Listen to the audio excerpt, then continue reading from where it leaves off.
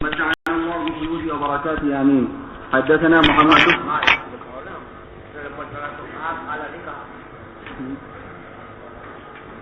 وبه قال حدثنا محمد بن مقاتل أبو الحسن وبالسند المتصل منا إلى الإمام الهمام الحافظ الهجة أمير المؤمنين في الحديث محمد بن إسماعيل الجعفي رحمه الله ومتعنا الله بفضله وبركاته آمين. وبه قال حدثنا محمد بن مقاتل أبو الحسن قال حدثنا محمد بن وبالسند المتصل منا إلى الإمام الهمام الحافظ الهجة أمير المؤمنين في الحديث محمد بن إسماعيل الجعفي رحمه الله ومتعنا الله بفضله وبركاته آمين. قال حدثنا محمد بن مقاتل کیا ہوا کیا غلطی ہوئی تھی پہلے یہی لگا ہے دو تکرار لازم آ رہا اور سب سے پہلے کیا غلطی ہوئی تھی دونوں نہیں پڑھا ابھی بھی نہیں پڑھا اور کالا بھی دونوں کا ابھی بھی لگا ہے اور کالا بھی لگا ہے اس سے بھی پہلے کیا غلطی ہوئی تھی کچھ بھی نہیں پڑھا.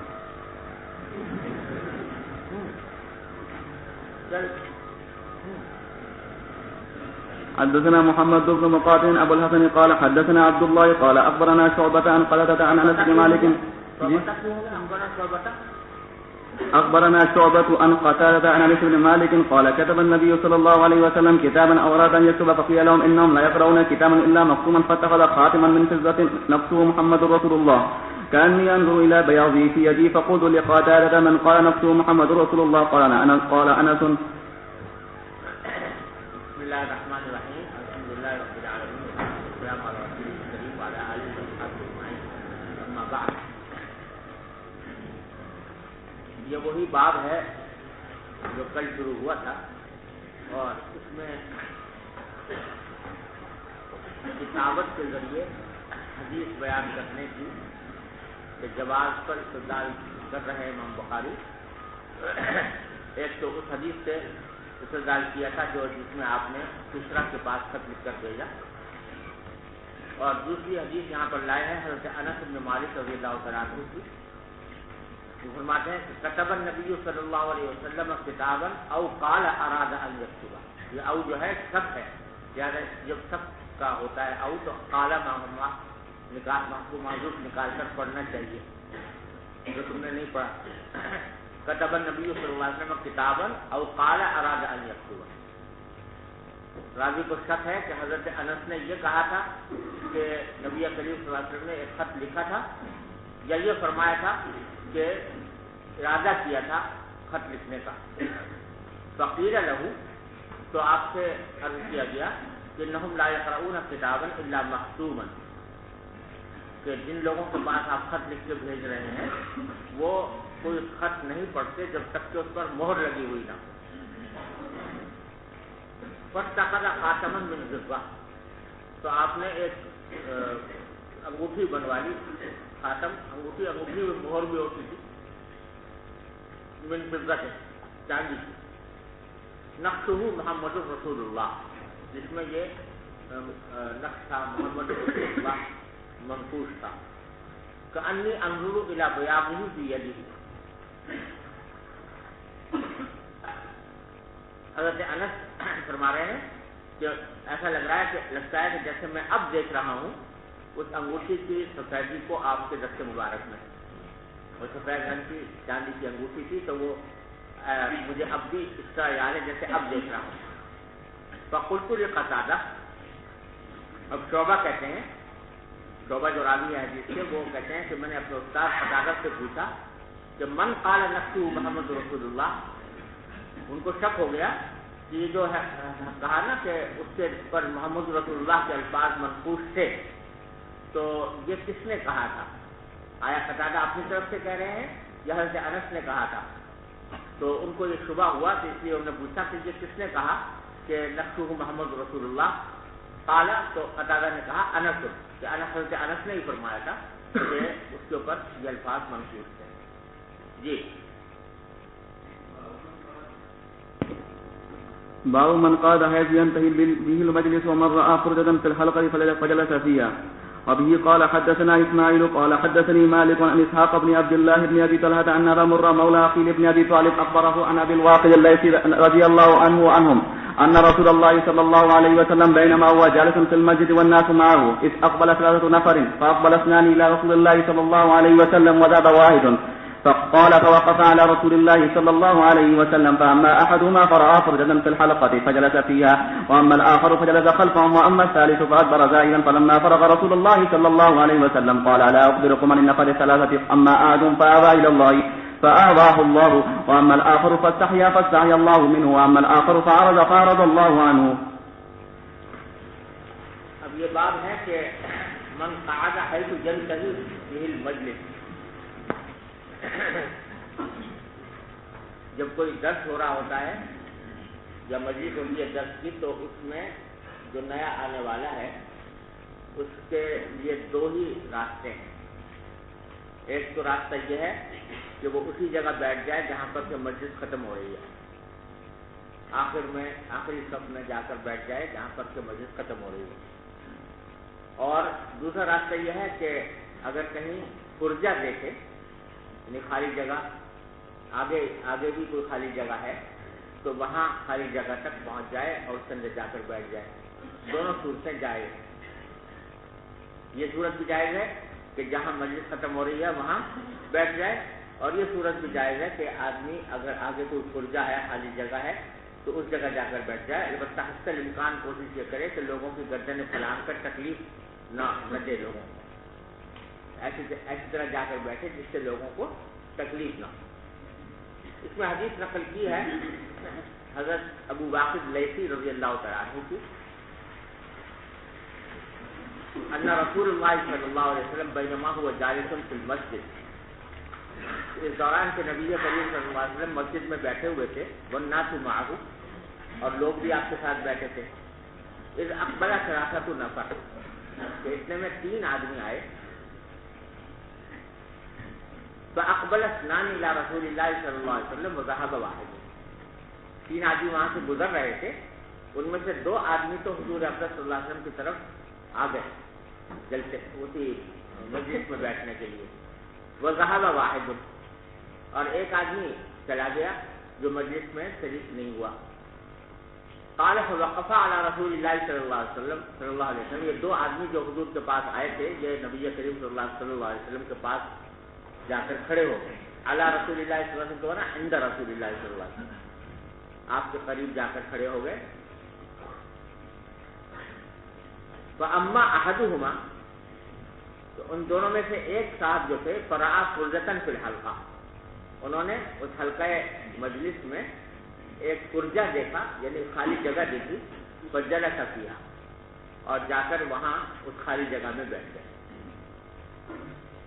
وَأَمَّا الْآخَرُ فَجَلَسَ خَلْفَهُمْ، اور دوسرے صاحب جو تھے وہ سب لوگوں کے پیچھے سب سے آخر میں جا کر بیٹھ گئے. وَأَمَّا الثَّالِثُ فَأَدْبَرَ ذَاهِبًا، اور تیسرے صاحب جو تھے وہ پیٹھ موڑ کر اور چلے گئے. فَلَمَّا فَرَغَ رَسُولُ اللَّهِ صلی اللہ علیہ وسلم قال، جب آپ اپنی بات سے فارغ ہوئے تو آپ نے فرمایا کہ أَلَا أَخْبِرُكُمْ عَنِ النَّفَرِ الثَّلَاثَةِ، کہ کیا میں تمہیں نہ بتاؤں ان 3 آدمیوں کے بارے میں جو بعد میں آئے تھے مجلس کے اندر. اما احدهم، ان میں سے ایک ایسا تھا کہ فاوا الی اللہ، کہ اس نے پناہ لی اللہ تعالیٰ کے پاس. فآواہ اللہ، تو اللہ تبارک و تعالیٰ نے اس کو پناہ دے دی.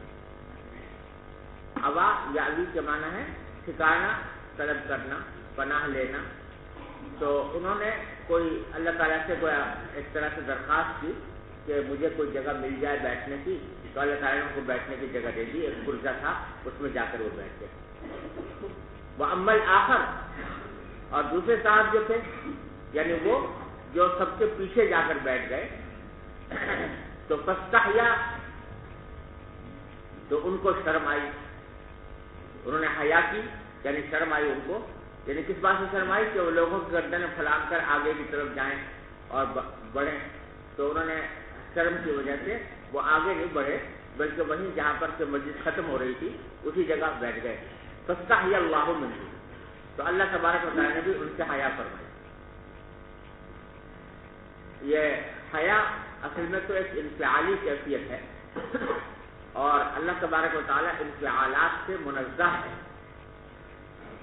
لیکن جہاں کہیں کسی نص میں قرآن میں یا حدیث میں اللہ جل جلالہ کی طرف کسی انفعالی کیفیت کی نسبت ہوتی ہے تو اس سے مراد اس کا نتیجہ ہوتا ہے.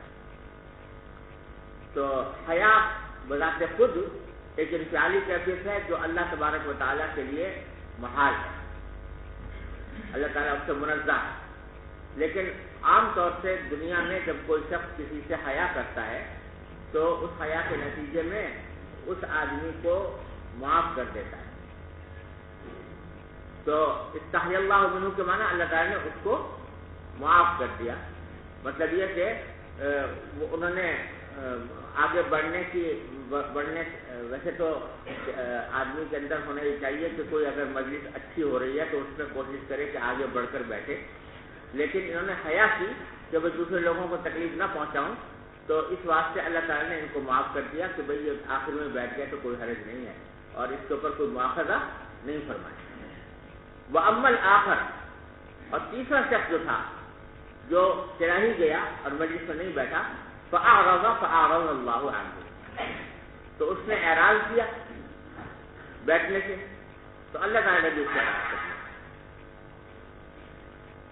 اب یہ تیسرے صاحب جن کے بارے میں فرمایا کہ اس نے اعراض کیا تو اللہ تعالیٰ نے بھی اعراض کر لیا, اس کے بارے میں بعض لوگوں نے تو یہ کہا کہ یہ کوئی منافقین میں سے تھا کوئی شخص, اور حضور اقدس صلی اللہ علیہ وسلم کی مجلس میں بیٹھنا پسند نہیں کرتا تھا. اس واسطے اس کے بارے میں یہ الفاظ آپ نے استعمال فرمایا کہ اس نے اعراض کیا تو اللہ تعالیٰ نے بھی اعراض کیا. اگر یہ منافقین میں سے تھا تب سے یہ بات واضح ہے, اور نبی کریم صلی اللہ علیہ وسلم کو پتہ چل گیا ہوگا وحی کے ذریعے کہ یہ شخص منافقین میں سے ہے, اور اس کے نہ بیٹھنے کی وجہ نبی کریم صلی اللہ علیہ وسلم کی مجلس سے اعراض ہے. اس واسطے آپ نے یہ کلمہ ارشاد فرمایا.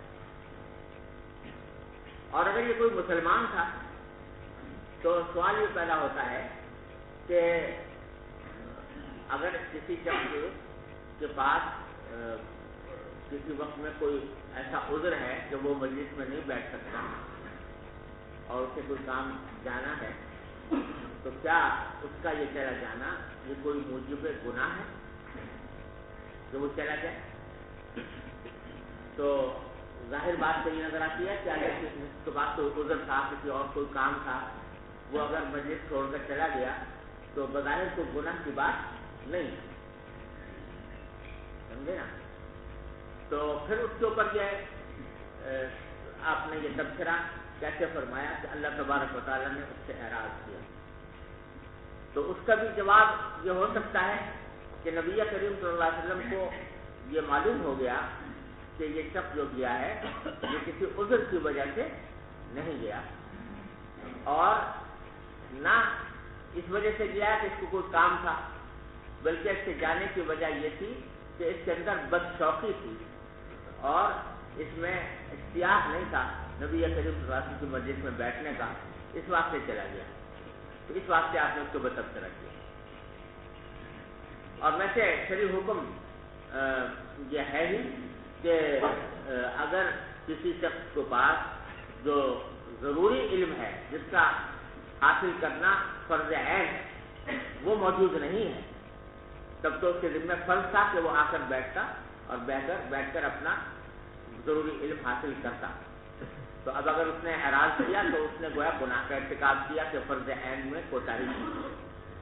لیکن اگر فرض عین کی مقدار کا علم اس کے پاس موجود تھا اور مزید معلومات حاصل کرنے کے لیے بیٹھنا مقصود تھا تو اس صورت میں چلے جانے میں گناہ تو نہیں ہے. لیکن نبی کریم صلی اللہ علیہ وسلم کی مجلس میں بیٹھ کر جو انوار و برکات حاصل ہو سکتے تھے اور جو فوائد حاصل ہو سکتے تھے ان فوائد و انوار و برکات سے وہ محروم رہا. تو پھر اعراض اللہ عنہ کے معنی یہ ہوں گے کہ اس صورت میں اس شخص نے چونکہ ان انوار و برکات سے اعراض کیا تو اللہ تعالیٰ نے بھی اعراض کیا کہ وہ انوار و برکات اور فوائد اس کو عطا نہیں فرمائے. تو یہ معنی بھی اس کے ہو سکتے ہیں. جی. وبه قال حدثنا مسدد قال حدثنا بشر قال حدثنا ابن باب قول النبي صلى الله عليه وسلم رب مبلغ أو عام سامع. وبه قال حدثنا مسدد قال حدثنا بشر قال حدثنا ابن عون عن ابن سيرين عن عبد الرحمن بن أبي بكرة عن أبي بكرة عن أبي رضي الله عنه وعنهم قال ذكر النبي صلى الله عليه وسلم قعد على بعيره وامسك إنسان بخطامه أو بزمامه قال أي يوم هذا فسكتنا حتى ظننا أنه سيسميه سوى اسمه قال أليس يوم النهر قلنا بلى قال فأي شهر هذا قال فسكتنا حتى ظننا أنه سيسميه بغير اسمه قال أليس بذي الحجة قلنا بلى قال فإن دماءكم وأموالكم وأعراضكم بينكم حرام كحرمة يومكم هذا في شهركم هذا في بلدكم هذا ليبلغ الشاهد والغائب فإن الشاهد أتى أن يبلغ من هو أوعى له منه. باب قول النبي صلی اللہ علیہ وسلم رب مبلغ او عام سامع. اس میں بتانا مقصود ہے کہ بعض اوقات وہ شخص جس کو کوئی حدیث پہنچائی گئی ہے وہ اس حدیث کو زیادہ یاد رکھنے والا ہوتا ہے بنسبت اس شخص کے جس نے اصلاً وہ حدیث سنی تھی. یعنی ایک صحابی ہے جنہوں نے براہ راست نبی کریم صلی اللہ علیہ وسلم سے کوئی ارشاد سنا اور پھر اس کو اپنے کسی شاگرد کو پہنچایا. تو بعض اوقات ایسا ہو سکتا ہے کہ جنہوں نے اصلاً سنا تھا حضور سے اس ارشاد کو وہ ان کا حافظہ اتنا قوی نہ ہو اور جن کو پہنچایا ہے ان کا حافظہ زیادہ قوی ہو. وہ دوسرے الفاظ میں شاگرد کا حافظہ زیادہ قوی ہو بنسبت استاد سے. یہ ہو سکتا ہے. چنانچہ اس میں حدیث نقل کی ہے عبد الرحمن بن ابی بکرہ اپنے والد ابو بکر رضی اللہ تعالیٰ عنہ سے روایت کرتے ہیں. ابو بکر رضی اللہ تعالیٰ عنہ روایت فرماتے ہیں کہ ذکر النبی صلی اللہ علیہ وسلم یعنی حضرت ابو بکرہ یا ذکرہ کی ضمیر راجع ہو رہی ہے ابو بکرہ ہی کی طرف. تو ابو بکرہ نے ذکر کیا نبی کریم صلی اللہ علیہ وسلم کا. ایک موقع پر گفتگو کرتے ہوئے انہوں نے نبی کریم صلی اللہ علیہ وسلم کا ذکر کیا اور ذکر کرتے ہوئے یہ فرمایا کہ قعد علی بعیرہ کہ نبی کریم صلی اللہ علیہ وسلم اپنے اونٹ پر تشریف فرما تھے. وامسک انسان بخطامہ او قال بزمامہ اور کسی شخص نے آپ کی مہار پکڑی ہوئی تھی اس بعیر کی اونٹ کی مہار پکڑی ہوئی تھی. خطام راوی کو شک ہے کہ خطام کا لفظ استعمال کیا تھا حضرت ابو بکرہ نے یا زمام کا لفظ استعمال کیا تھا. دونوں کے معنی ایک ہی ہیں. فرق اتنا ہے کہ عام طور سے خطام کا لفظ استعمال ہوتا ہے بعیر کے لیے اور زمام کا لفظ استعمال ہوتا ہے گھوڑے کے لیے. لیکن بعض اوقات ایک کو دوسرے کے معنی میں استعمال کر دیتے ہیں. تو راوی کو شک ہے کہ انہوں نے خطام کا لفظ استعمال کیا تھا یا زمام کا. بہرحال مقصد یہ ہے کہ کسی شخص نے نبی کریم صلی اللہ علیہ وسلم سے بعیر کی مہار پکڑی ہوئی تھی. قال تو اس حالت میں آپ نے یہ فرمایا کہ ای یوم ھذا. صحابہ سے خطاب کر کے پوچھا کہ یہ کون سا دن ہے. فسکتنا تو ابو بکر کہتے ہیں کہ ہم خاموش رہے حتی ظننا انہ سیسمیہ باسمہ. خاموش رہے یہاں تک کہ ہمیں گمان یہ ہونے لگا کہ شاید آج آپ اس دن کا کوئی اور نام رکھیں گے اس نام کے علاوہ جو مشہور نام. یعنی یہ اصل میں یوم النحر تھا. یوم النحر جس میں کہ جو عید الاضحیٰ جس دن ہوتی ہے 10 ذی الحجہ اس میں جانور قربان کیے جاتے ہیں. تو اس کو آپ کا جو معروف نام ہے وہ کیا ہے یوم النحر. تو آپ نے جو پوچھا کہ ای یوم ھذا یہ کون سا دن ہے تو اس سے ہمیں گمان یہ ہوا کہ شاید آپ اس کا کوئی اور نام ہمیں بتائیں گے یوم النحر کے علاوہ. سمجھے نا. یوم النحر تو اس کا معروف نام ہے. یہ جو آپ پوچھ رہے ہیں کہ یہ کون سا دن ہے تو شاید آپ اس کا کوئی اور نام رکھ کر بتائیں گے کہ اس کا نام اس دن کا نام کھلا ہے. لیکن پھر آپ نے دوسرا نام نہیں رکھا بلکہ پوچھا کہ الیس یوم النحر کیا یہ یوم النحر نہیں ہے. قلنا بلا. قال فأي شهر هذا پھر آپ نے پوچھا کہ یہ کون سا مہینہ ہے. فسکتنا تو ہم خاموش رہے حتی ظننا انہ سیتمہ بغیر اسمہ، کہ ہمیں گمان ہونے لگا کہ شاید آپ اس مہینے کا کوئی اور نام رکھیں گے جو اس کا معروف نام ہے اس کے علاوہ، یعنی معروف نام کیا ہے؟ ذو الحجہ، لیکن آپ شاید کوئی اور نام رکھ کے بتائیں گے۔ قال الیس بذی الحجہ، تو آپ نے پوچھا کہ کیا یہ ذو الحجہ نہیں ہے؟ قلنا بلا، تو ہم نے کہا کہ ہاں ذو الحجہ ہی ہے۔ قال فإن دماءكم وأموالكم وأعراضكم بينكم حرام كحرمة يومكم هذا في شهركم هذا في بلدكم هذا، تو اب سن لو کہ تمہارے خون اور تمہارے مال اور تمہاری آبروئیں تمہارے درمیان تو ایسی ہی حرمت رکھتی ہیں جیسے کہ تمہارے آج کے دن کی حرمت ہے اس تمہارے آج کے مہینے کی حرمت کے ساتھ اور تمہارے اس شہر کی حرمت کے ساتھ، یعنی یہ حدود حرم میں جیسی حرمت ہے تو ایسی حرمت ہے تمہارے مسلمانوں کے باہمی خون اور مال اور آبرو کی حرمت، وہ جیسے کہ اگر کوئی شخص ان دنوں کی حرمت کو پامال کرے علیہ باللہ تو جس طرح وہ بہت سنگین گناہ کا مرتکب ہے، اسی طرح اگر کوئی شخص دوسرے کی جان مال یا آبرو پر حملہ کرے تو وہ بھی اتنا ہی بڑا گناہ ہے۔ اور پھر آپ نے فرمایا لیبلغ الشاہد الغائب، جو یہ بات میں کہہ رہا ہوں یہ پہنچا دے وہ شخص جو حاضر ہے ان لوگوں کو جو غائب ہے، یعنی جو لوگ اس وقت سن رہے ہیں وہ تو سن ہی رہے ہیں، لیکن جو لوگ اس وقت موجود نہیں ہیں تو جو لوگ موجود ہیں وہ ان کو پہنچا دیں میری یہ بات۔ اور وجہ یہ بیان فرمائے فإن الشاہد عسى أن يبلغ من هو أوعى له منه، اس لیے کہ جو لوگ موجود ہیں وہ ہو سکتا ہے کہ پہنچائیں کسی ایسے شخص کو جو اس کو زیادہ یاد رکھنے والے ہوں ان کے مقابلے میں۔ اوعا وعی سے نکلا ہے، وعا یعی وعین، اس کے معنی یاد کرنے کے بھی ہوتے ہیں اور اس کے معنی فہم کے بھی ہوتے ہیں، سمجھ۔ تو دونوں مطلب ہو سکتے ہیں کہ یہ بھی ہو سکتا ہے کہ جس شخص کو وہ پہنچائیں گے اس کا حافظہ اصل سامع کے مقابلے میں زیادہ ہو، اور یہ بھی ہو سکتا ہے کہ اس کی فہم اصل سامع کے مقابلے میں زیادہ ہو، یعنی وہ زیادہ اچھی طرح اس بات کو سمجھ سکے اور اس سے زیادہ مسائل مستنبط کر سکے۔ ارے سمجھو، یہ حدیث ہے، اس میں دو تین باتیں قابل ذکر ہیں۔ پہلی بات تو یہ کہ اس روایت میں یہ کہا گیا ہے کہ نبی کریم صلی اللہ علیہ وسلم نے پوچھا کہ یہ کون سا دن ہے، یہ کون سا مہینہ ہے، تو حضرت ابو بکر کہتے ہیں کہ ہم خاموش رہے، ہم نے جواب نہیں دیا، یہاں تک کہ خود آپ نے پوچھا کہ کیا یہ یوم النحر نہیں ہے، کیا یہ یوم ذو الحجہ کا مہینہ نہیں ہے؟ تو اس سے معلوم ہوتا ہے کہ صحابہ کرام نے جواب نہیں دیا تھا بلکہ خاموش رہے تھے۔ لیکن یہی حدیث دوسرے طریقوں سے آئی ہے تو اس میں یہ مذکور ہے کہ حضور نے پوچھا کہ یہ کون سا دن ہے، تو قلنا یوم النحر، ہم نے کہا کہ یوم النحر۔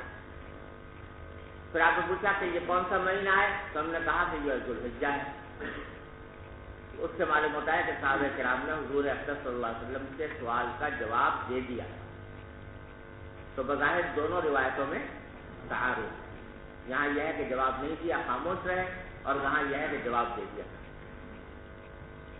تو اس تعارض کا حل یہ ہے کہ جس روایت میں یہ آیا ہے کہ ہم نے جواب دے دیا تھا تو وہ در حقیقت اس طرح جواب دیا تھا جو یہاں پر بھی مذکور ہے کہ جب آپ نے پوچھا کہ کیا یہ یوم النحر نہیں ہے، تو ہم نے کہا ہے۔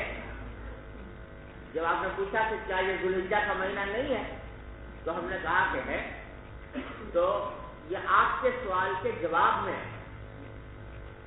یہ کہا کہ یوم النحر ہے، یوم الحجہ ہے، تو اس کو راوی نے اس طرح تعبیر کر دیا دوسری روایت میں کہ صحابہ کرام نے ہی جواب دیا کہ یوم النحر ہے، یوم ذو الحجہ ہے۔ اس طرح دونوں میں کوئی تعارض نہیں۔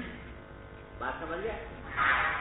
دوسری بات جو اس میں قابل ذکر ہے وہ یہ کہ آپ نے فرمایا کہ تمہاری جانیں، تمہارا مال، تمہاری آبروئیں، ان کی حرمت ایسی ہے جیسے کہ اس یوم النحر کی حرمت اور ذوالحجہ کی حرمت اور اس بلد مکہ کی حرمت۔ تو عام طور سے قاعدہ یہ ہوتا ہے کہ مشبہ میں وجہ شبہ کم ہوتی ہے اور مشبہ بھی میں زیادہ ہوتا ہے،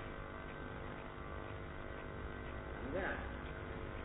جیسے اگر کوئی شخص کہے کہ زید کل اسد فی الشجاعۃ، تو زید جو ہے وہ شیر کی طرح ہے، شجاعت کے معاملے میں، تو زید مشبہ ہے اور اسد مشبہ بھی ہے، اور شجاعت وجہ شبہ۔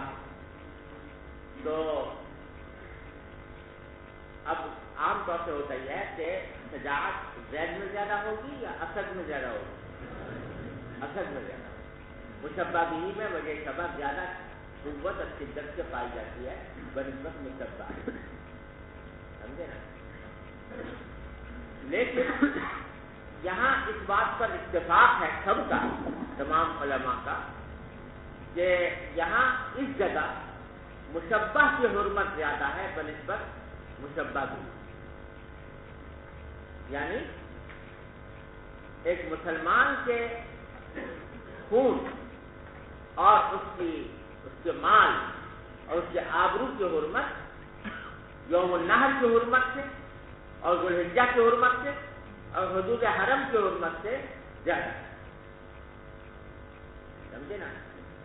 تو یہاں تشبیہ جو دی گئی ہے اس میں مشبہ بھی کے اندر وجہ شبہ زیادہ نہیں پائی جا رہی بلکہ مشبہ میں زیادہ پائی جا رہی ہے، اور یہ بعض اوقات ایسا ہوتا ہے، یہ کوئی محاورے کے خلاف نہیں ہے۔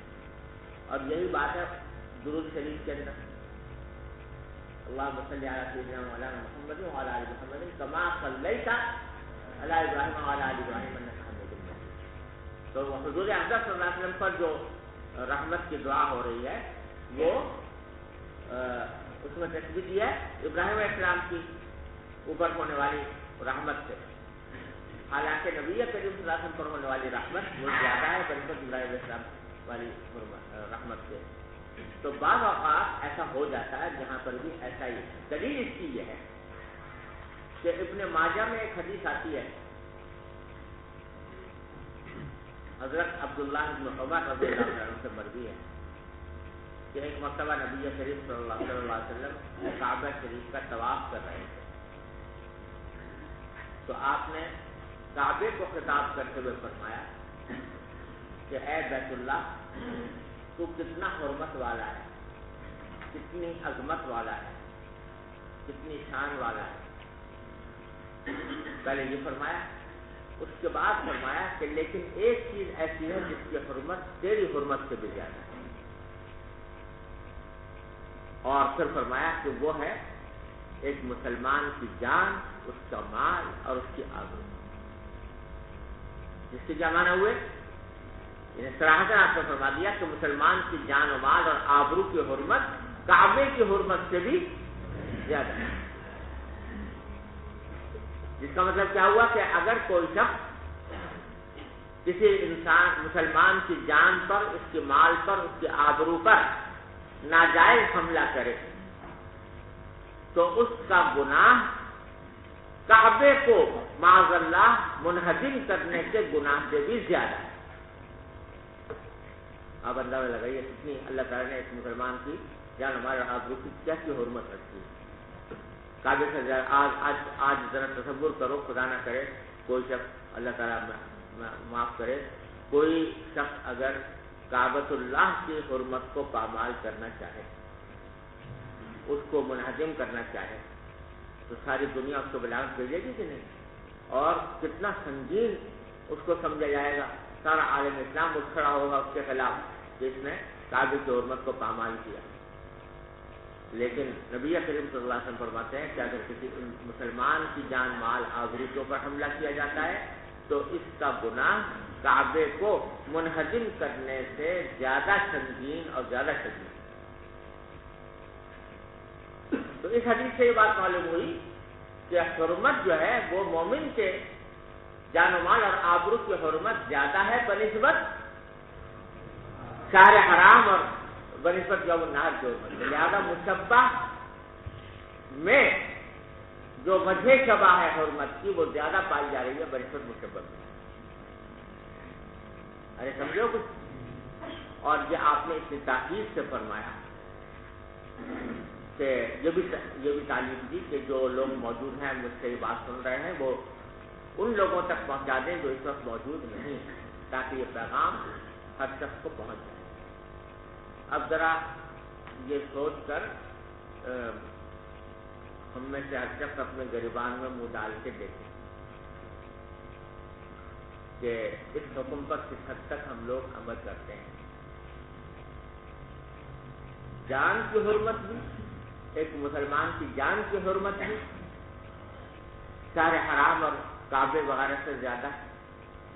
اس کے مال کی حرمت بھی اور اس کی آبرو کی حرمت. تو جان کے معاملے میں تو اگرچہ آج تو مومن کی جان جو ہے وہ مکھی مچھر سے بھی زیادہ بے حقیقت ہو گئی. ذرا اختلاف ہوا اور مار دیا، قتل کر دیا. لیکن چلو جو لوگ امن پسند ہیں تو وہ قتل کا ارتکاب تو شاید نہ کرتے ہوں، لیکن کم از کم مار پیٹ تو چلتی رہتی ہے. ذرا کی لڑائی ہوئی اور مار پیٹ شروع ہو گئی. اور چلو جب بھی نہ صحیح تو کم از کم مال، دوسرے کے مال کو اس کی اجازت کے بغیر، بلکہ اجازت ہی نہیں خوش دلی کے بغیر، لا یحل مال امرئ مسلم الا بطیب نفس، صرف اجازت کافی نہیں، خوش دلی بھی ضروری ہے. خوش دلی کے بغیر دوسرے کے مال کو استعمال کرنا، اس میں کس قدر ابتلا ہے، خاص طور سے ان لوگوں کو جو ساتھ رہتے ہیں، ایک ہی کمرے میں رہتے ہیں اور ایک دوسرے کی اشیاء کو استعمال کرنے کی نوبت آتی ہے. تو جب تک یہ یقین نہ ہو کہ اس شخص کو میری چیز استعمال کرنے سے خوشی ہوگی، طیب نفس کے ساتھ یہ اجازت دے گا، اس وقت تک استعمال کرنا اس کے لیے حلال نہیں. اس کا سنگین گناہ ہے. اور آبرو کا مسئلہ اس سے بھی زیادہ سنگین. کسی کی غیبت کرنا، اس کے پیچھے اس کی برائی کرنا، یہ اس کی آبرو پر حملہ کرنا. اور آپ دیکھو کہ اپنے گریبان میں منہ ڈال کے سب دیکھیں کہ کتنا ارتکاب ہوتا ہے اس گناہ کا، جس کو مردہ بھائی کے گوشت کھانے سے تعبیر کیا قرآن کریم میں، اور جس کے بارے میں حدیث میں فرمایا گیا کہ الغیبۃ اشد من الزنا، زنا سے بھی زیادہ شدید ہے. اور دن رات ہماری مجلسیں اس غیبت کے گناہ سے ملوث رہتی ہیں. یہ بھائی ہم لوگ جو پڑھتے ہیں حدیثیں، یہ محض یہ نہیں کہ بس ترجمہ سیکھ لیا اور معنی اس کے معلوم کر لیے. اس کو اس نقطۂ نظر سے سیکھنا چاہیے، پڑھنا چاہیے کہ اپنی اصلاح کی جائے. اتنی شدید تاکید فرمائی ہے نبی کریم صلی اللہ علیہ وسلم مسلمان کی جان مال اور آبرو کی حفاظت، اس کی حرمت کی. تو جہاں جہاں کہیں ہم سے اس کے بارے میں مخالفت ہو رہی ہے، عہد کریں کہ آئندہ اس سے پرہیز کریں. اللہ تعالیٰ کی توفیق عطا فرمائے. تیسری بات آپ نے یہ جو فرمایا کہ جو لوگ موجود ہیں وہ ان لوگوں تک پہنچا دیں کہ جو موجود نہیں ہے. تو اس کا ایک مقصد تو یہ ہے ہی تاکہ جو لوگ سب لوگوں تک اس حکم کو یہ حکم پہنچ جائے. لیکن آپ نے اس کے اوپر اس کی وجہ میں ایک اور بات کا اضافہ فرمایا، اور وہ یہ کہ ہو سکتا ہے کہ جس کو بات پہنچائی گئی ہے وہ اس کو زیادہ اچھی طرح یاد رکھنے والا اور زیادہ اچھی طرح سمجھنے والا. اس سے یہ بات معلوم ہوئی کہ ایسا ممکن ہے کہ کوئی تابعی صحابی سے زیادہ حافظہ رکھتا، اور یہ بھی ممکن ہے کہ کسی صحابی کے اندر تفقہ اور مسائل کے استنباط کی قوت صحابی کے مقابلے میں ہے، اگرچہ فضیلت بالآخر صحابی کو حاصل ہوتی، صحبت کی جو فضیلت ہے وہ کسی اور کو حاصل نہیں ہو سکتی، اور اس لحاظ سے ہمیشہ صحابی افضل ہوگا تابعی سے، اس میں کوئی شبہ کی گنجائش نہیں، لیکن جزوی فضیلت حافظے میں یا فہم میں، تفقہ میں، وہ کسی تابعی کو بھی صحابی پر ہو سکتی ہے، اور یہ اس کے فضل صحابیت کے منافی نہیں، سمجھے نا؟ جیسے میں نے عرض کیا تھا کہ یہاں وائی کا لفظ استعمال ہوا ہے، وائی کے دونوں معنی ہو سکتے ہیں، اس کے معنی حافظے کے بھی ہو سکتے ہیں اور اس کے معنی سمجھ اور تفقہ کے بھی ہو سکتے ہیں، کیونکہ یہی حدیث دوسرے جگہ آئی ہے تو وہاں پر آپ نے الفاظ یہ استعمال فرمائے رب حامل فقہ الی من ہوا افقہ،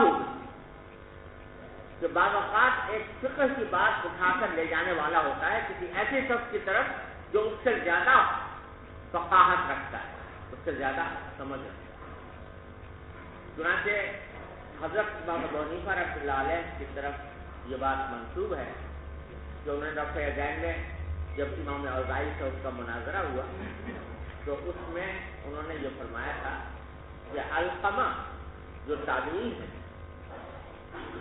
اور عبداللہ بن مسعود رضی اللہ عنہ کے شاگرد ہیں، تو انہوں نے کہا تھا کہ یہ عبداللہ بن عمر سے فقہ میں کم ہے، اور بعض روایتوں میں ہے کہ انہوں نے کہا کہ زیادہ ہے فقہ میں عبداللہ بن عمر۔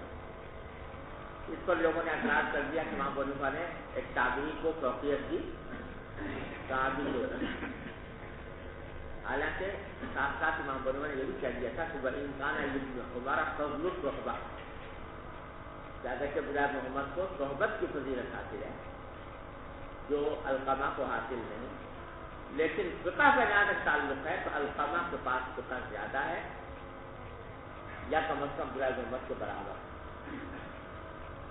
تو اس پر لوگوں نے امام ابو حنیفہ کے اوپر تو ویسے ہی لوگ رہتے تھے نا اعتراض کرنے والے، اس پر بھی اعتراض کر دیا کہ انہوں نے تابعی کو صحابی کے اوپر فوقیت دے دی، لیکن ان کا یہ فرمانا ہے اس حدیث کے مطابق تھا، آپ نے خود فرما دیا تھا کہ ہو سکتا ہے کہ کوئی حدیث کوئی صحابی ایسے شخص کے پاس پہنچائے جو اس کی وحی بھی زیادہ رکھتا ہو، اس کے توقع بھی زیادہ، سمجھے؟ لہٰذا یہ کوئی قابل اعتراض بات نہیں ہے۔ چنانچہ علقمہ کے حالات میں جو بات لکھی ہوئی ہے کہ آپ پڑھیں علقمہ کے حالات جو امام ابو نعیم وغیرہ نے روایت کیے ہیں، تو اس میں وہ یہ فرماتے ہیں کہ طاؤس ابن کیسان کہ میں نے دسیوں صحابہ کرام کو دیکھا کہ وہ علقمہ سے آ کر مسئلے معلوم کرتے ہیں، صحابہ کرام، تو اس واسطے اس میں کوئی نہ اعتراض کی بات ہے اور نہ صحابہ کرام کی اس میں خدا نہ کرے کوئی تنقید کا پہلو ہے، صحابہ کرام کی جو صحبت کی فضیلت ہے اس میں کوئی ان کی ہمسری نہیں ہے، اور یقیناً جب یہ کہا جائے گا کہ علقمہ افضل ہے یا عبداللہ بن عمر افضل ہے تو کیا کہا جائے گا؟ لیکن اس جزوی بات میں کہ حافظے اور تفقہ میں اگر امام ابو حنیفہ نے علقمہ کو فوقیت دی تو اس میں کوئی خلاف قواعد بات نہیں، سمجھ گیا بھائیو؟ چلیے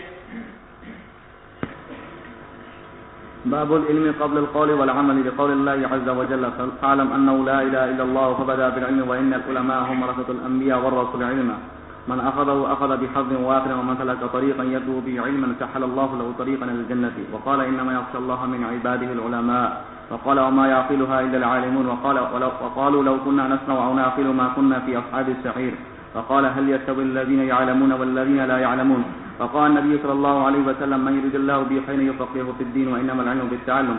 فقال أبو ذر لو وزعتم الصمصام على هذه وأشار إلى قفاه ثم ظننت أني أنفذ كلمة سمعتها من النبي صلى الله عليه وسلم قبل أن تجيزوا علي لأنفذتها. وقال النبي صلى الله عليه وسلم ليبلغ الشاهد والغائب. وقال ابن عباس كونوا ربانيين وكما علماء فقهاء. ويقال الرباني الذي يربي الناس بصغار العلم قبل كباره. باب العلم قبل القول والعمل. اس باب میں یہ بتانا مقصود ہے کہ علم حاصل کرنا چاہیے عمل سے پہلے.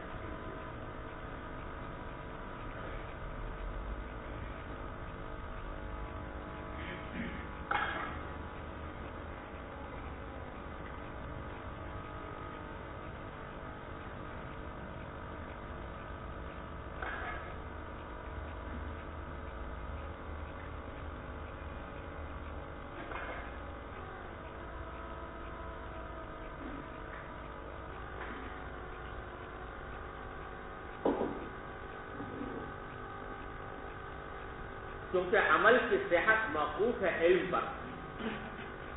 جب تک آدمی کو عمل کا طریقہ معلوم نہ ہو اگر عمل کرے گا تو غلطی کرے گا. اس لیے علم کا درجہ عمل سے پہلے ہے تو وہ عمل سے پہلے آدمی. اور اسی طرح قول سے پہلے. قول سے مراد یہ بھی ہو سکتی ہے کہ جو بات آدمی کہنا چاہتا ہے جب تک اس کے بارے میں علم نہ ہو تو اس وقت تک وہ بات کہنا صحیح نہیں. ایسی اٹکل پٹکی خامگی کوئی بات علم تھا نہیں تو غلط بیانی میں مبتلا ہوگا. اس لیے کوئی بات زبان سے نکالنے سے پہلے یہ دیکھنا چاہیے کہ جو بات کہہ رہا ہوں باقی مجھے اس کا یقینی علم ہے یا نہیں. ارے سمجھو بھائیو یہ بھی بڑی زبردست مذلت الاقدام اور اس میں بڑی سخت کوتاہی ہوتی ہے ہم لوگوں کہ بے سوچے سمجھے اور کسی بات کا مکمل علم حاصل کیے بغیر بات زبان سے نکال. ایک واقعے کا یقینی علم نہیں ہے محض گمان ہے اور ہم نے کہہ دیا دوسرا واقعہ ہوا تو کفا بالمرء کذبا ان یحدث بکل ما سمع. ایسا نہیں بلکہ جب تک علم حاصل نہ ہو جائے اس وقت تک بات زبان سے نہیں نکالتی. میرے والد ماجد حضرت مولانا مفتی محمد شفیع صاحب رحمۃ اللہ علیہ فرمایا کرتے تھے. ایک بات مجھے فرمائی الحمدللہ اس نے بڑا نفع پہنچایا. فرمایا کہ جب کبھی کوئی بات زبان سے نکالو یا قلم سے لکھو تو یہ سوچ لو کہ جو بات زبان سے نکال رہا ہوں اس کو کبھی کسی عدالت میں ثابت کرنا ہو. کیا کرنا ہوگا؟ عدالت میں ثابت کرنا. اگر تمہارے پاس اس کو عدالت میں ثابت کرنے کے ذرائع موجود ہیں اور اس کے دلائل موجود ہیں تو بے شک کہہ دو. لیکن اگر تمہارے پاس اس کی دلیل نہیں ہے ایسا ثبوت نہیں ہے جو عدالت میں پیش کر کے اس کو ثابت کر سکو تو پھر تمہارے لیے وہ بات زبان سے نہیں نکالنی چاہیے نہ قلم سے نکالنی چاہیے نہ زبان سے. یہ اصول اگر ہم لوگ مد نظر رکھ لیں تو ایک ایک بات جو ہے وہ تلی ہوئی نکلے زبان.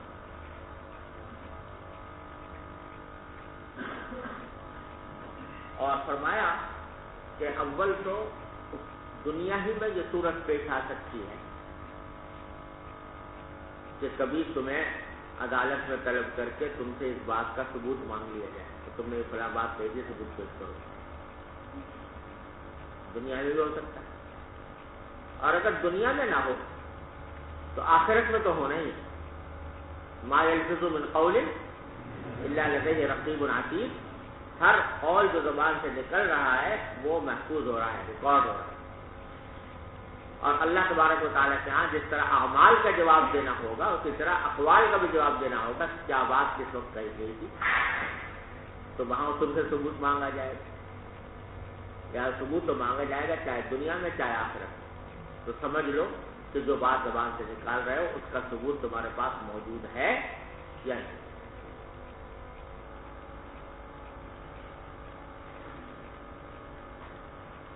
اب اس معاملے میں بھی اگر دیکھو تو بے احتیاطی کی کوئی حد انتہا نہیں ہے ہمارے کلام، خاص طور سے اپنے مخالفین کے بارے میں. جو ہمارے مخالفین ہیں، چاہے وہ مذہبی مخالفین ہوں یا سیاسی مخالفین ہوں یا ذاتی مخالفین ہوں، ان کے بارے میں کوئی بات کہنے میں ذرہ برابر احتیاط نہیں برتی جاتی. جن لوگوں سے مذہبی اختلاف ہے، دوسرے فرقے کے لوگ مثلا، تو ان کے بارے میں تو کوئی احتیاط کرنے کی ضرورت ہی نہیں، وہ تو ہیں برے، لہذا ان کی طرف کسی برائی منسوخ کرنے کے لیے کسی ثبوت کی حاجت نہیں سمجھی جاتی. وہ زبان سے ایک بات نکالی، ذرا گمان ہوا یا کوئی افواہ سنی اور اس کو آگے چلتا ہے. عام ہے یہ بیماری ہمارے معاشرے میں. اہل علم بریلوی ہیں تو اب بریلویوں کے ساتھ مخالفت ہے تو اب جو منہ میں آیا کہہ دیا. اس بات کی فکر نہیں ہے کہ آیا یہ بات واقعی پایا ثبوت کو پہنچی ہوئی ہے یا نہیں. تو یہ زبردست گمراہی ہے جس میں ہم لوگ مبتلا ہیں. اللہ تعالیٰ حفاظت فرمائے. بے سوچے سمجھے بغیر علم کے بات کریں. حضرت عبداللہ بن عمر رضی اللہ عنہ ایک مجلس میں تشریف فرما تھے، اس میں کسی شخص نے حجاج ابن یوسف کی برائی شروع کر دی. آپ اندازہ لگاؤ حجاج بن یوسف کو جانتے ہو کہ نہیں جانتے ہو؟ کس حیثیت سے مشہور ہے وہ؟ ظالم جابر ہونے کی حیثیت سے، اور کتنے علماء کو اس نے شہید کیا، اور ظلم و جبر کی داستانیں اس کی بہت مشہور ہیں. تو عبداللہ بن عمر رضی اللہ عنہ کی مجلس میں کسی نے حجاج بن یوسف کو برا بھلا کہہ دیا، تو برائی کا کلمہ کہہ دیا حجاج کے بارے میں. حضرت عبداللہ بن عمر نے فرمایا کہ خبردار، یہ مت سمجھنا کہ حجاج بن یوسف اگر ظالم ہے اور اس نے بہت سے ظالمانہ کام کیے ہیں تو اس کی غیبت یا اس کے اوپر بہتان لگانا تمہارے لیے جائز ہو. یاد رکھو، جہاں اللہ تبارک و تعالی حجاج بن یوسف سے ان سینکڑوں بے گناہوں کے خون کا حساب لے گا جن کو اس نے قتل کیا، وہاں تم سے اس بات کا بھی حساب لے گا کہ تم نے حجاج بن یوسف کی ساتھ کوئی زیادتی. لا یجرمنکم شنآن قوم علی الا تعدلوا، کسی کا بغض تم کو اس بات پر آمادہ نہ کرے کہ تم انصاف کے دائرے سے باہر نکل جاؤ، انصاف کے دائرے سے باہر نکل جاؤ. اب اندازہ لگائیے حجاج بن یوسف کا جیسے آدمی کے لیے بھی عبداللہ بن عمر نے یہ گوارا نہیں کیا کہ اس کی بے تحقیق اس کے بارے میں کوئی بات منسوخ کی جائے یا اس کے اوپر کوئی الزام لگائے. تو اور یہ دن رات ہمارے یہاں یہ قصہ ہوتا رہتا ہے، خاص طور سے مخالفین کے معاملے میں. بات زبان سے نکال دی اور نکالنے سے پہلے یہ نہ سوچا کہ واقعی اس کا ثبوت مہیا ہے ہمارے پاس یا نہیں. تو میرے بھائیوں، دین جو نام ہے نا وہ حدود میں رہنے کا نام، اعتدال کا نام. کذالک جعلناکم امۃ وسطا، اعتدال کا نام یہ نہیں ہے کہ اگر کوئی مخالف ہو گیا تو بس اب ہم اس کے چھپر پھاڑ کر مخالف ہو گئے اور جو منہ میں آئے گا وہ کہہ دیں گے۔ احادیث سے، قرآن و حدیث سے یہ باتیں سیکھنے کی کہ آدمی کا ہر قول و فعل تلا ہوا،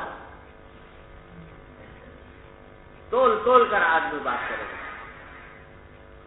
تو یہاں پر بھی امام بخاری نے یہ قول کا لفظ بڑھا کر العلم قبل القول والعمل، کوئی بھی بات علم کے بغیر نہ کرے۔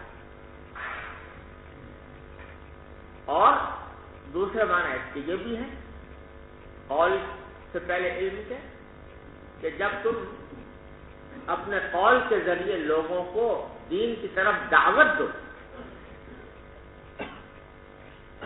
یا دین کی تعلیم دو تو اس کی شرط اولین یہ ہے کہ تمہارے پاس علم ہو۔ اگر علم ہو تو پھر قول کے ذریعے لوگوں کو تعلیم دو، تبلیغ کرو۔ لیکن اگر علم نہیں ہے تو پھر اگر تم تعلیم دو گے یا تبلیغ کرو گے تو تم گمراہی پھیلاؤ گے، اس بات سے کہ علم تمہارے پاس ہے نہیں اور بغیر علم کے تم لوگوں کو دعوت دینے چلے گئے ہو اور تدریس کرنے چلے گئے ہو تو وہ گمراہی کا سبب ہے۔ دونوں باتیں مقصود ہیں، باب العلم قبل القول والعمل۔ لقول اللہ عز وجل فاعلم انہ لا الہ الا اللہ، یہاں باری تعالیٰ نے اس کے بعد کیا ہے؟ فاعلم انہ لا الہ الا اللہ واستغفر۔ تو پہلے یہ جان لو کہ اللہ کے سوا کوئی معبود نہیں، اور پھر فرمایا کہ استغفار کرو۔ استغفار سے پہلے حکم دیا اس علم کے حاصل کرنے کا کہ اللہ کے سوا کوئی معبود نہیں۔ فبدأ بالعلم، تو اللہ تعالیٰ نے شروع کیا علم سے، تو پہلے علم حاصل کرو پھر استغفار کرو۔ وَأَنَّ الْعُلَمَاءَ هُمْ وَرَثَةُ الْأَنْبِيَاءِ، اب ذرا یہ سمجھ لینا کہ اصل مقصود تو اس باب میں یہ بتلانا ہے کہ علم کی تحصیل فرض ہے قول و عمل سے پہلے، اور جب علم کا درجہ قول و عمل سے پہلے ہوا تو اس سے علم کی فضیلت بھی ظاہر ہوئی۔ تو اس لیے ضمناً کچھ احادیث و آیات جو علم کی فضیلت پر دلالت کرتی ہیں وہ بھی امام بخاری یہاں پر اسی ترجمہ الباب میں لے آئے۔ چنانچہ فرمایا ان العلماء هم ورثۃ الانبیاء، علماء جو ہیں وہ انبیاء کرام کے وارث ہیں۔ ورثوا العلم، انہوں نے میراث میں علم چھوڑا ہے۔ من اخذہ اخذ بحظ وافر، جو اس علم کو حاصل کر لے تو اس نے بڑا حصہ حاصل کر لیا۔ یہ حدیث جو ہے یہ علم اور علماء کی فضیلت پر دلالت کرتی ہے کہ اللہ تعالیٰ نے ان کو انبیاء کرام کا وارث قرار۔ لیکن ہمارے بزرگ سے حضرت مفتی محمد حسن صاحب رحمۃ اللہ علیہ، جامع اشرف لاہور کے بانی، حضرت حکیم العرفان شبری صاحب خانی رحمۃ اللہ علیہ کا خلیفہ، وہ یہ فرمایا کرتے تھے کہ دیکھو جو وارث ہوتا ہے نا وہ اپنے مورث کی ہر چیز میں وارث ہوتا ہے، یہاں تک کہ اگر مورث نے سوئی بھی چھوڑی ہے تو اس سوئی کے اندر بھی ہر وارث کا حصہ ہے۔ تو انبیاء کرام کے وارث ہونے کے معنی یہ ہے کہ ہر چیز میں ان کے وارث، علم میں ان کے وارث، عمل میں ان کے وارث، دعوت میں ان کے وارث، جہاد میں ان کے وارث، تعلیم میں ان کے وارث، دین کی خاطر مشقتیں اور محنتیں اور قربانیاں ان میں ان کے وارث۔ یہ نہیں کہ بس العلماء ورثۃ الانبیاء کی جو فضیلت ہے اس کو سمجھ کر تو بیٹھ گئے، اور انبیاء کرام کا جو کام تھا اور اس کام کے لیے انہوں نے جو محنتیں کی تھیں، جو قربانیاں دی تھیں، ان میں اپنی وراثت کا حصہ نہ لگایا،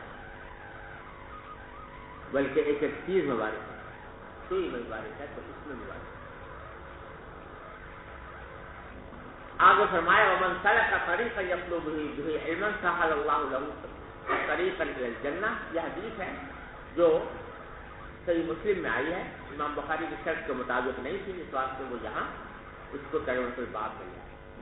وقال انما یخشی اللہ من عبادہ العلماء، اور بھائی تعالیٰ نے فرمایا کہ اللہ تعالیٰ سے ڈرتے وہی ہیں ان کے بندوں میں سے جو علم رکھتے ہیں، جس سے معلوم ہوا کہ خشیت اللہ جو ہے وہ علم کی نشانی ہے۔ اگر علم کے نتیجے میں اللہ کی خشیت پیدا ہوئی ہے تب تو یہ علامت ہے کہ علم حاصل ہوا، لیکن اللہ بچائے اگر علم تو ہے بظاہر دیکھنے میں لیکن خشیت نہیں ہے اللہ تعالیٰ کی، تو وہ علم نہیں ہے، علم کا دھوکہ ہے۔ اسی لیے مولانا رومی فرماتے ہیں کہ خشیت اللہ را نشان علم داں، خشیت اللہ را نشان علم داں، اللہ کی خشیت کو علم کی نشانی سمجھو۔ آیت یخشی اللہ در قرآن بخاں، تو یہ دیکھنا آدمی کو اگر یہ دیکھنا ہو کہ واقعی مجھے علم حاصل ہوا کہ نہیں ہوا، تو اس کا راستہ یہ ہے کہ دیکھے کہ دل میں خشیت پیدا ہوئی کہ نہیں ہوئی اللہ تعالیٰ۔ اور خشیت کے پیدا ہونے کی علامت یہ ہے کہ آدمی کے دل میں کھٹکا لگ جائے اپنے ہر قول و عمل کے بارے میں کہ یہ میں صحیح کرتا ہوں یا غلط کر رہا ہوں، یا اللہ کو راضی کرے گا یا ناراض کرے گا۔ یہ فکر جب لگ جائے تو اس کا نام خشیت ہے۔ تو یہ خشیت اگر پیدا ہو گئی تو معلوم ہوا کہ علم حاصل ہوا، اور اگر خدا نہ کرے یہ نہ حاصل ہوئی تو پھر علم نہیں ہے، محض علم تک ہوگا۔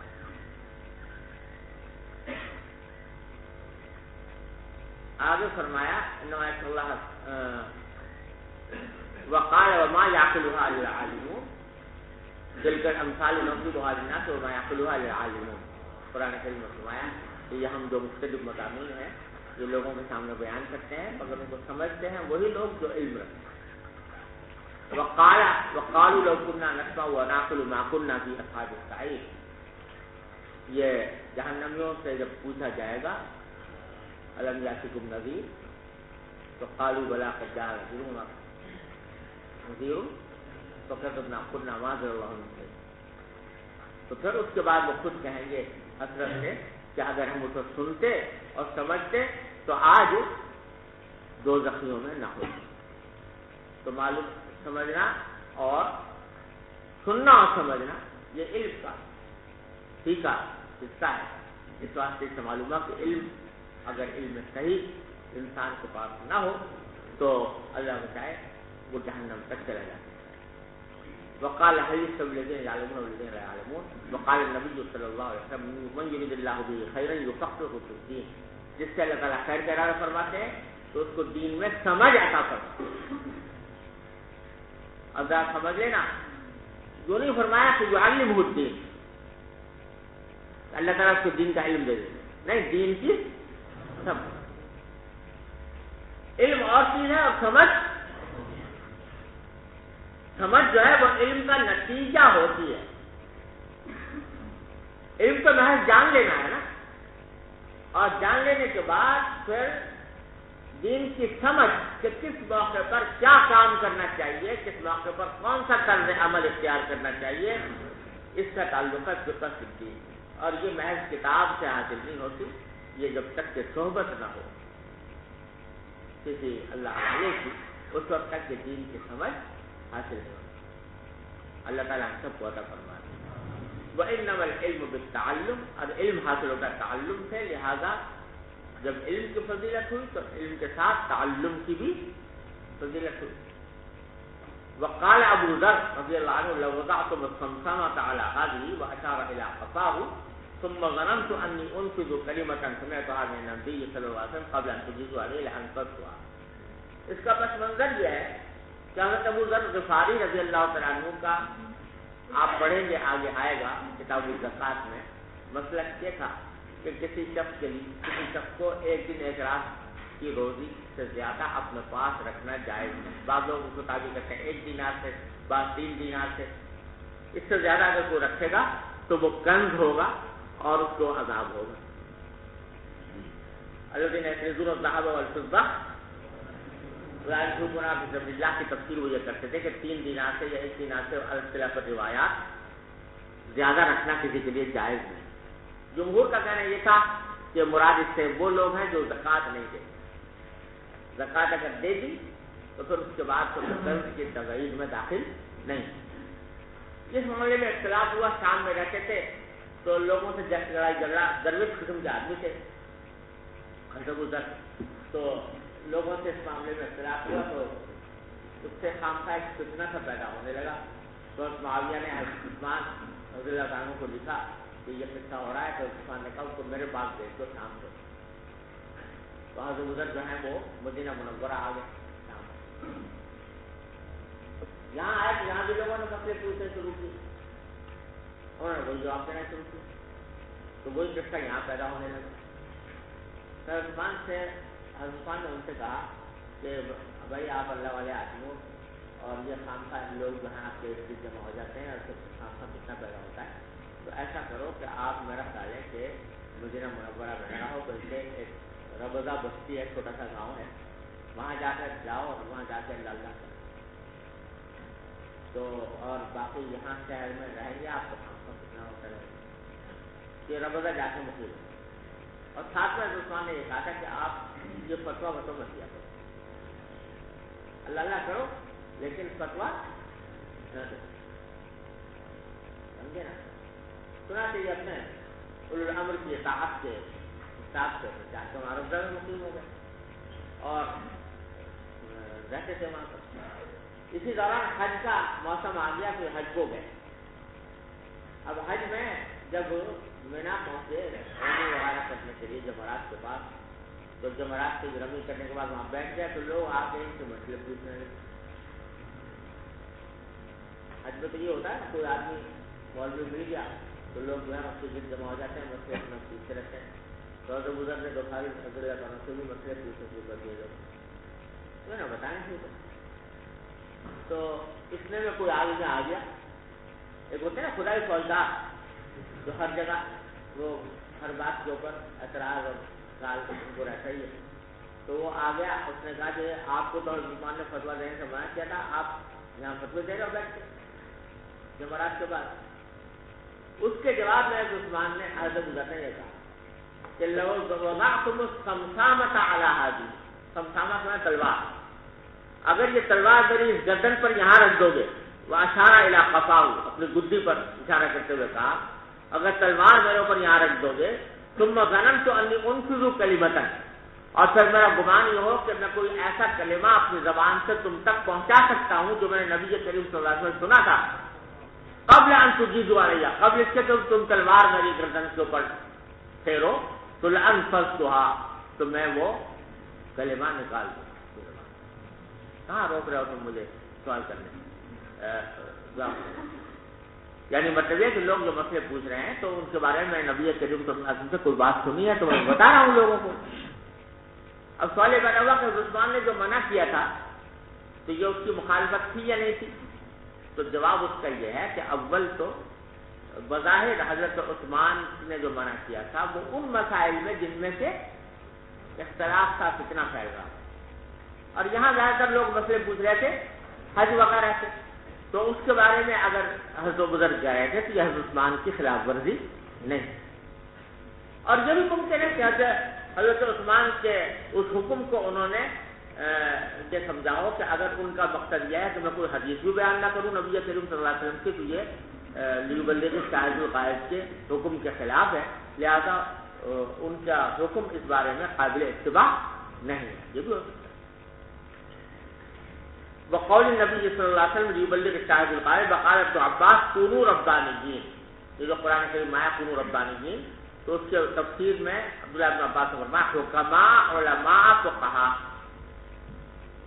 بعض لوگ کہتے ہیں کہ ربانی نکلا ہے رب سے، اور ربانی کا معنی رب والا یعنی اللہ والا، اور بعض لوگ کہتے ہیں یقال، آگے امام بخاری کہتے ہیں ربانی الذی یربی الناس بصغار العلم قبل کبارہ، ربانی تربیت سے نکلا ہے وہ کہتے ہیں.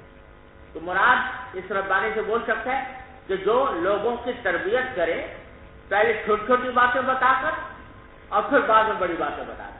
تربیت اسی طرح ہوتی ہے تدریجاً، شیئن فشیئن، تو پہلے چھوٹی باتیں بتائے اور پھر رفتہ رفتہ بڑی باتیں بتائے.